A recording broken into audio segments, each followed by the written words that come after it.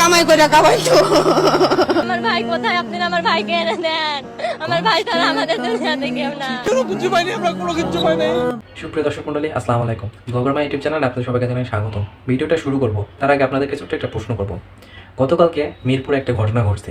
কি ঘটনা ঘটছে যদি সঠিক উত্তর কমেন্টে জানাতে পারেন, আপনাদের প্রতি আন্তরিকভাবে কৃতজ্ঞ জানাবো। সত্যি বলতেছি, মন থেকে বলতেছি, আন্তরিকভাবে কৃতজ্ঞতা জানাবো। আরেকটা জিনিস বলে রাখি, ভিডিওটা শুরু করার আগ দিয়ে যদি ভিডিওটা ভালো লাগে থাকে অবশ্যই শেষ পর্যন্ত দেখবেন এবং দেখার পর যদি মনে চায় একটা সাবস্ক্রাইব অবশ্যই করে রাখবেন, যেন পরবর্তীতে এই ধরনের ভিডিওগুলো আমি আপনাদের সামনে উপস্থাপন করতে পারি। বন্ধুরা, এই যে ভিডিওটা দেখতে পাচ্ছেন, এটা গতকালকের একটা ভিডিও। মিরপুর 6-এ একটা অগ্নিকাণ্ড ঘটে। সেখানে প্রায় 16 জনের মতো মানুষ অগ্নিদগ্ধ হয়ে মারা যায়। ইন্না লিল্লাহি ওয়া ইন্না ইলাইহি রাজিউন। যারা মারা গেছে তাদের আত্মার মাগফিরাত কামনা করি। গতকালকে আরেকটা ঘটনা ঘটছে, সেটা হচ্ছে এইটি নিউজে একটা নিউজ করছে রিপন মিয়াকে নিয়ে, যে রিপন মিয়া নাকি তার বাবা মাকে দেখাশোনা করে না, ভরণ পোষণ দেয় না, খাইতে দেয় না, এবং তিনি যে বিবাহিত সেই বিষয়টা তিনি অস্বীকার করছেন, এক্সেট্রা এক্সেট্রা এইসব বিষয় নিয়ে এইটি নিউজ একটা নিউজ তৈরি করছে। আর গোটা বাংলাদেশের মানুষ যারা সোশ্যাল মিডিয়াতে অ্যাক্টিভ, ফেসবুক ইউটিউব নিয়ে কাজ করে, সবাই দেখলাম এই বিষয়টা নিয়ে হুমড়ি খেয়ে পড়ছে। কেউ রিপন মিয়ার পক্ষে কথা বলতেছে, কেউ রিপন মিয়ার বিপক্ষে কথা বলতেছে। ভাই আমি একটা কথা বলি, যারা সোশ্যাল মিডিয়াতে কাজ করে, আপনি মন থেকে বলেন তো, আমি সোশ্যাল মিডিয়াতে কাজ করি, আমি অনেস্ট, আমি নিজে মন থেকে বলতে পারবো 100% আমি অনেস্ট।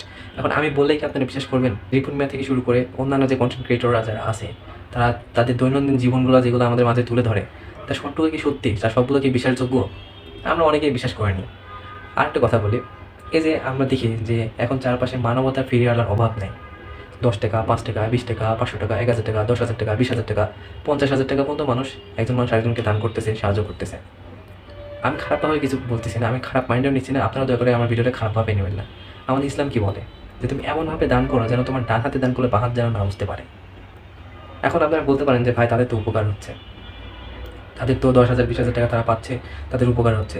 আমি বলতেছি না ভাই তাদের উপকার হচ্ছে না।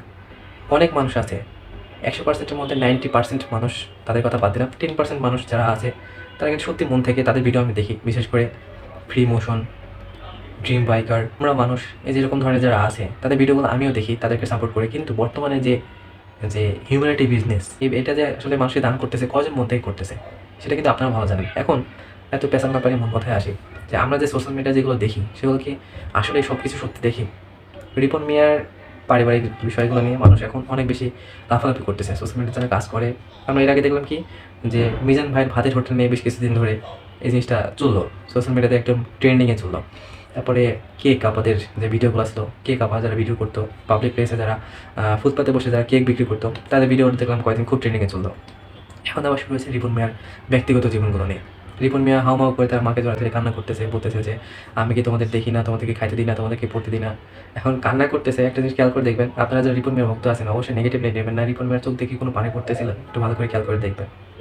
পুরো বিষয়টাই আমার কাছে মনে হয় সাজানো গোছানো।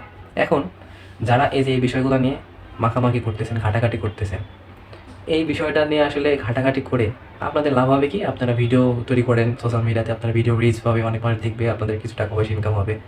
রিপন মিয়ার কী ক্ষতিটা হবে আপনারা আমাকে বোঝান। রিপন মিয়ার কী ক্ষতি হবে? কিছুদিন স্পন্সর বন্ধ থাকবে, কিছুদিন তার মানুষ হয়তো বা কেউ বেশি ফলো করবে, কেউ কম করবে, কেউ সমালোচনা করবে, যেমনটা এখন করতেছেন। তাতে রিপন মিয়ার কী যায় আসে, কী হবে? আমার এই ভিডিওর মেন উদ্দেশ্য, মেন যে জিনিসটা আমি আপনাদেরকে বোঝাতে চাই, যে আমরা তো মানুষ ভাই। মিরপুরে এত বড় একটা ইনসিডেন্ট ঘটলো, অগ্নিকাণ্ড হয়ে, অগ্নিদগ্ধ হয়ে 16 থেকে 17 জন মানুষ মারা গেল। সেই বিষয়টা কেউ হাইলাইট করার নাই। গুটি কয়টা মাত্র মিডিয়াতে আমরা দেখলাম, যমুনা টেলিভিশন থেকে শুরু করে অন্যান্য বড় যে মিডিয়াগুলো, প্ল্যাটফর্মগুলো আছে, তারা এই বিষয়গুলো হাইলাইট করছে, তারপরেও খুব বেশি না। কিন্তু এই যে রিপন মিয়ার এই ভিডিওগুলো নিয়ে, রিপন মিয়ার ব্যক্তিগত জীবনে কী কী ঘটছে, কী কী ঘটেনি, বাবা মাকে খাইতে দেয় কি পড়তে দেয়নি, মিথ্যা বলে, হ্যান ত্যান, এইসব বিষয়গুলো নিয়ে মানুষের কত কৌতূহল ভাই। কিন্তু ভাই আমরা তো একটু মানুষ, একদিন দিন শেষে আমাদেরকে তো উপরে যাইতে হবে, আমরা একসময় মারা যাব। এমন কিছু তুলে ধরবেন না, এমন কিছু নিয়ে বাড়াবাড়ি করবেন না যাতে পরকালে যা জবাবদিহি করতে হয়। প্রিয় দর্শক মণ্ডলী, সত্যকে তুলে ধরার চেষ্টা করেন। মিরপুরে যে ঘটনা ঘটছে, অনেক মানুষ হাহাকার করে কান্না করতেছে। তাদের স্বজন হারানোর যে ব্যথা, যার হারায় তারাই বোঝে। তাদের স্বজনকে, আত্মীয় স্বজনকে খুঁজে পাওয়া যাচ্ছে না, লাশ এমনভাবে পুড়ে গেছে। আমরা জানি কিছুদিন আগে যেরকম একটা যে প্লেন ক্র্যাশ হয়ে যে ঘটনা ঘটলো, লাশ খুঁজে পাওয়ার মতো পরিস্থিতি নাই। পাখি আগুনে পুড়াইলে, মাংস আগুনে পুড়াইলে যেমন হয়, আপনারা তো সবাই জানেন কী অবস্থা হয়। মানুষ যখন আগুনে পুড়ে যায় ঠিক একই অবস্থা হয়। মানুষের যে কান্নাগুলো দেখলাম, আসলে এগুলো অসহনীয় একটা অবস্থা, সহ্য করার মতো না। তাই সঠিক জিনিসগুলো তুলে ধরার চেষ্টা করুন। সোশ্যাল মিডিয়াতে আসছেন, কাজ করতেছেন, এমন কিছু জিনিস তুলে ধরার চেষ্টা করেন যাতে মানুষ একটু উপকৃত হয়।